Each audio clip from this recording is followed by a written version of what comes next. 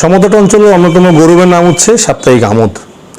নির্ভীক এবং সাহসী সাংবাদিকতার এক অনন্য উদাহরণ হচ্ছে সাপ্তাহিক আমোদ। তৎকালীন পূর্ব পাকিস্তানের একমাত্র বাংলা ক্রীড়া সাপ্তাহিক ছিল সাপ্তাহিক আমোদ। 1985 সালে দক্ষিণ এশিয়ায় জাতিসংঘ ইউনেস্কো কর্তৃক কমিউনিটি সাপ্তাহিক হিসাবে 5টি পত্রিকাকে স্বীকৃতি দেওয়া হয়। তার অন্যতম দুটি ছিল আমাদের বাংলাদেশে, একটি সিলেট অঞ্চলে, একটি হচ্ছে আমাদের কুমিল্লার সাপ্তাহিক আমোদ। সাপ্তাহিক আমোদের 70 বছর পূর্তি উপলক্ষে আমি গভীর শ্রদ্ধার সাথে স্মরণ করছি মফস্বল সাংবাদিকতার পথিকৃৎ সাপ্তাহিক আমোদের প্রতিষ্ঠাতা প্রয়াত সাংবাদিক ফজলে রাব্বি ও তার সহধর্মিণী প্রয়াত শামসুন্নাহার রাব্বিকে। একঝাঁক তরুণ সাংবাদিক কাজ করছে সাপ্তাহিক আমোদে, যাদের নিরলস প্রচেষ্টায় সাপ্তাহিক আমোদ পেয়েছে ব্যাপক পাঠক জনপ্রিয়তা।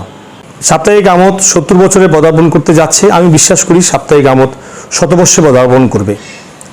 আমোদ পরিবারের জন্য আমার রইল গভীর ভালোবাসা। আমি বিশ্বাস করি আমোদ পাঠকদের চাহিদা মিটিয়ে যুগের সাথে তাল মিলিয়ে এগিয়ে যাবে যুগের পর যুগ।